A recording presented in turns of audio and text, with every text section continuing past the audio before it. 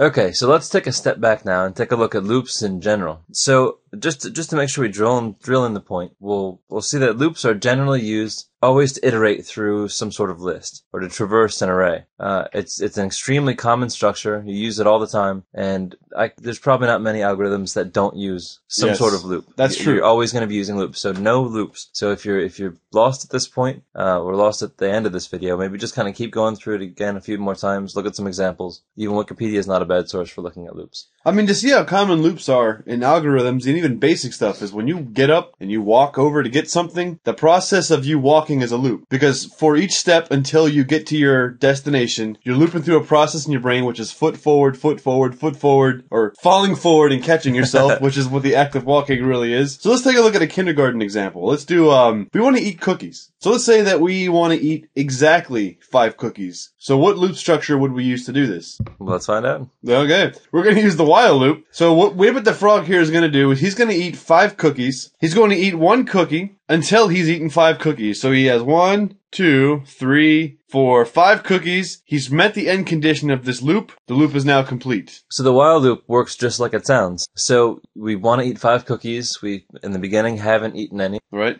So while we haven't eaten as many as we want to, we eat one. Exactly. Yeah. So I mean, it's very, very natural language. So that was a great example, Brian, but there is another loop structure that we can use to eat exactly 5 cookies. And it's a lot less lines. That's true. And what is that loop? It's the for loop. The for loop. So this is kind of similar, but in this case, whereas before we defined how many cookies eaten and how many cookies we want to eat before we even entered in the loop, this can all be self-contained in a for statement. So this acts the same way as the last loop, but we can just say for.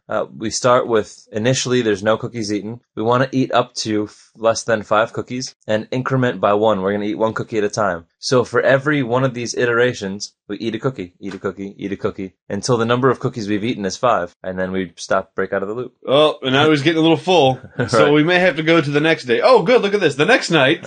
This frog's going to blow up with all these examples.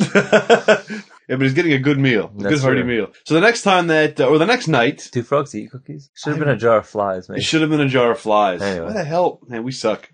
But who has a jar of flies sitting around? I mean, that would just be weird. Well, Alice in Chains had a jar of flies. Remember their album, Jar of Flies? No, but they would. They had an album called Jar of Flies. We're so intelligent, you just don't understand what it means to be a jar of flies. That does sound like a David Bowie record, though. Yeah, right. So the next night... A jar of flies in space, man. Space. With a shiny spacesuit. So the next night, Wabbit the Frog wants to eat at least 1 cookie until he's full. So not some predefined full, but just some arbitrary, abstract full. Yeah, whatever my fullness is right now, I'm going to eat at least 1 until I don't want to eat anymore. So the loop structure that we would use, Brian, is the do while. Right. Because as we explained before, in a do while structure, the loop iterates at least 1 time until the end condition is met. So in the do while, Wabbit the Frog, as happy as he is, because he had a whole night to digest the cookies from the night before, he's going to eat 1 cookie, and then he's going to check. Do I want to eat more cookies? So he calls the am I full function. So he's going to have another cookie. Then he makes the decision, yeah, 2 cookies was enough. So now eat more cookies is not true. So the loop exits. So now let's look at another example. So even later that night, you want to eat the rest of the cookies in the jar. So you don't really have a lot of the controls that the other loops have. You don't have the conditions of until I'm full or up until 5 cookies. You just want to eat everything in the jar. You've made the decision. This is it. I'm getting fat. I'm tonight. committed. Yeah. Like that cookie jar is mine. There's nothing you can do about it. Get in my belly. So we would use the for each loop. How do you know that? Oh, because the slide says so.